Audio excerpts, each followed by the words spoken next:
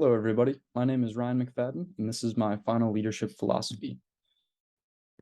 So, right off the bat, I wanted to talk about some leadership concepts that were kind of really impactful and stood out to me over the course of the semester. The first being power and influence, and how it's a privilege to have influence over your followers and definitely not a right. So there's legitimate power, expert power, and referent power. And basically, I talked about how being in a position of power is not synonymous with being a good leader. And I discussed how being an expert or referent power and having that knowledge in the expert or being able to really connect with your followers and that referent is much more gravitating for the follower instead of just the legitimate pushing the orders and the demands.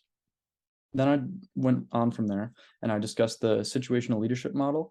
And I thought that this was really important because in any leadership model and any challenge that comes up, there's going to be different backgrounds, there's going to be different people on the team, there's going to be just an overall different challenge.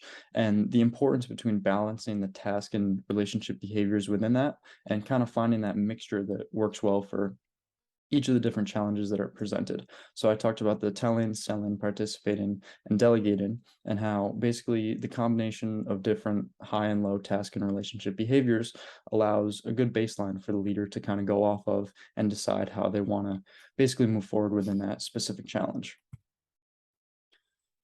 From here, I moved on to leadership development, and I felt like over the course of the semester, we did some really impactful reflections and assessments that kind of all came together into this idea of development. So the first one was the journal entry number one. There was a large emphasis on the trait emphasis and the innate ability to lead. And I actually disagreed with some of the things that they said in this because they negated and completely neglected the follower in this. And I feel like the follower is such a integral part of leadership and how the leader and the follower are able to work together, and the leader actually grows from the feedback that the followers give. So I felt like that was really important to include.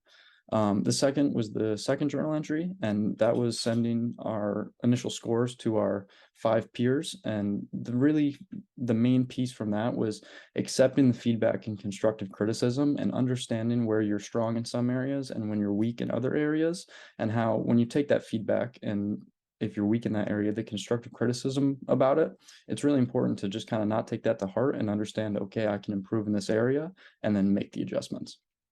Finally, with the snapshot and reflection, I felt like the overall leadership aptitude score, it was really insightful to kind of just see the different areas. Once again, just kind of that reinforcement of, okay, you're strong in these areas, but then also you might want to consider becoming a little bit better in these areas. And then from there, I was able to kind of extrapolate on that and decide, okay, how can I continue to develop upon this?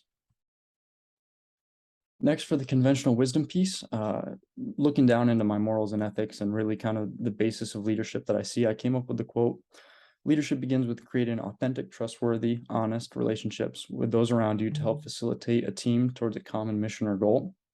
And within this, I just really wanted to put the emphasis on team. And I feel like anytime you're in a team setting and a group of people are identified as a team, it really fosters that environment of just you can all grow together, and it's a great place to be in.